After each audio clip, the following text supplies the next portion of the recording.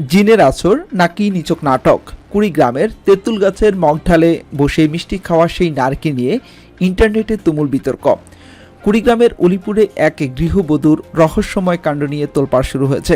গত রাত 10টা থেকে নিখোঁজ থাকার পর আজ সকালে গোড়াই আনন্দবাজার এলাকায় আবু সাইদের স্ত্রীকে একটি উঁচু তেঁতুল গাছের মগডালে বসে থাকতে দেখেন স্থানীয়রা। প্রত্যক্ষদর্শীরা জানায়, সাত সকালে ওই নারী গাছের মগডালে বসে আপন মনে মিষ্টি খাচ্ছিলেন। উদ্ধার করতে তার ছেলে গাছে ওঠার চেষ্টা করলে তিনি উপর থেকে তাকেও মিষ্টি পাঠিয়ে দেন। পরে ফায়ার সার্ভিস কর্মীরা এসে তাকে নামানোর চেষ্টা করলে তিনি পুকুরে ঝাঁপ দেন।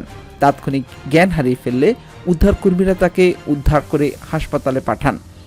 ঘটনাটি জানাজানি হতেই ইন্টারনেটে বিতর্কের ঝড় উঠছে। কেউ বলছেন এটি সরাসরি জিনের আছর, আবার কেউ একে বলছেন মানসিক সমস্যা বা পরিকল্পিত নাটক। মাঝরাতে ওই নারী কিভাবে বিশাল আকার গাছের মগঢালে উঠলেন আর সেখানে মিষ্টি বা কোথায় পেলেন, এমন হাজারো রহস্যময় প্রশ্ন এখন উত্তাল পুরো কুড়িগ্রাম। দর্শক, আপনার কি মনে হয় সেটি আমাদেরকে কমেন্টস করে জানান। ভালো থাকবেন, আল্লাহ হাফেজ।